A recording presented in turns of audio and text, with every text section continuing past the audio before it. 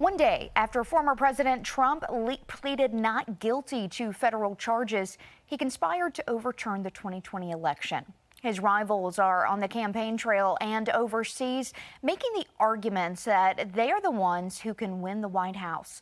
Alice Barr has more from Washington, D.C. One day after sitting at the defense table in federal court, pleading not guilty to charges he broke the law in trying to overturn the 2020 election, former President Trump going on offense, writing on Truth Social, quote, "My political opponent has hit me with a barrage of weak lawsuits while fundraising to make up for millions in legal costs." As the Trump legal team forms its strategy, one of his attorneys arguing the former president was right to try to delay the vote certification on January 6th. Let's just pause the voting and allow the state legislatures to take one last look and make a determination as to whether or not the elections were handled fairly.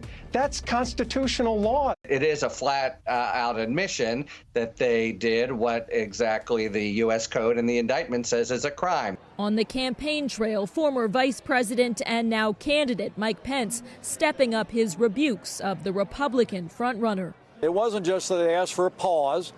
The president specifically asked me, and his gaggle of crackpot lawyers asked me to literally reject votes.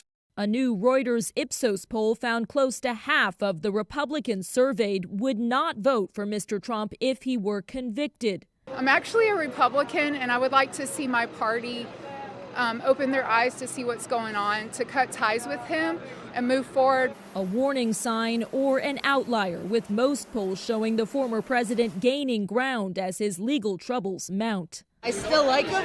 I think he would do great in a second term. As he seeks that second term, former President Trump heading back out on the campaign trail, despite a calendar full of court dates.